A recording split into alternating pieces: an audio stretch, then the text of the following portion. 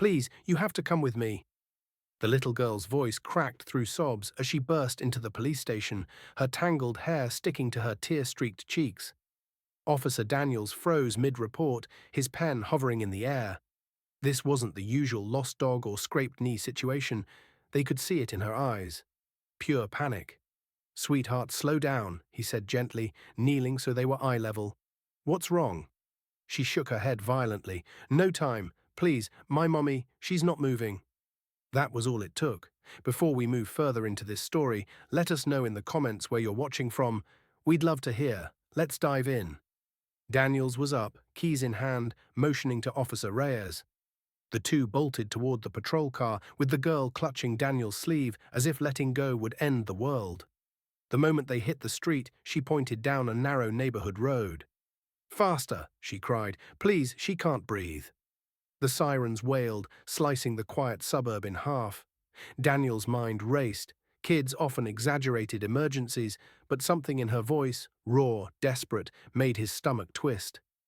As they pulled up to a modest, weather-worn house, the girl yanked the door open before the car fully stopped and sprinted across the lawn, her tiny feet slapping the porch, screaming, "Mommy, I brought help." Inside, the officers found a woman sprawled on the living room floor, her lips pale, her chest barely moving.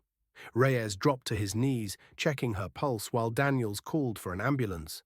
The girl clung to her mother's arm, whispering, "Wake up, please wake up." Daniels crouched beside her. "You did the right thing coming to us. We're here now." But she wasn't listening. Her whole world was lying limp in front of her.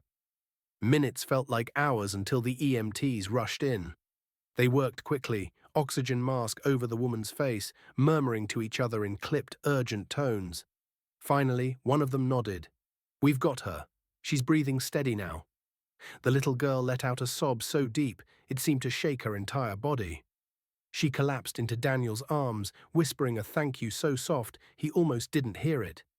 Only then, while the paramedics loaded her mother into the ambulance, did Daniels ask the question tugging at him. "Sweetheart, where's your dad?" Her face fell. "It's just me and Mommy." That night, paperwork spread across his desk. Daniels couldn't shake her image. The too big pink dress, the trembling hands, the way she had run straight into danger for the person she loved most.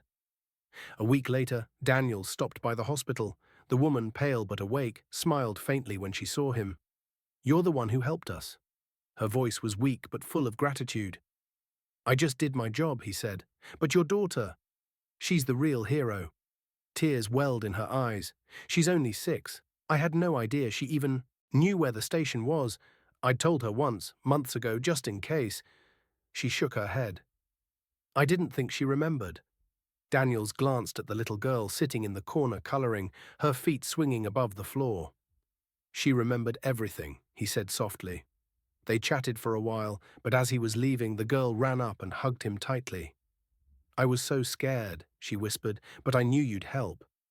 That sentence stuck with him. "I knew you'd help." Over the next months, Daniels made a point of checking in on them, sometimes bringing groceries, sometimes just sitting on the porch and talking. The girl began smiling more, her laughter replacing the sobs he remembered from that first day. One evening, she handed him a crayon drawing, the three of them standing in front of the police station, holding hands. Above it, in wobbly block letters, she'd written, "My heroes." Daniels's throat tightened. He wasn't a man who cried easily, but in that moment he understood something. Heroism isn't about badges or uniforms. Sometimes it's about a 6-year-old in a pink dress who refuses to give up. Months later, at the department's annual community day, the chief told the story to the crowd.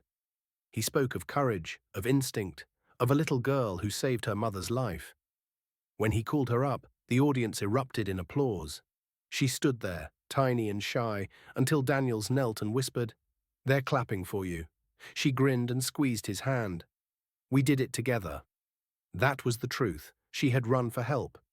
He had answered, and in between those two moments, a bond formed, a reminder that the world still had people willing to fight for each other, no matter their size or age. Courage doesn't wait for fear to fade. It acts in spite of it, and sometimes the smallest voices carry the greatest strength. If this story touched you, don't forget to like the video, subscribe to the channel, and let us know how you feel in the comments.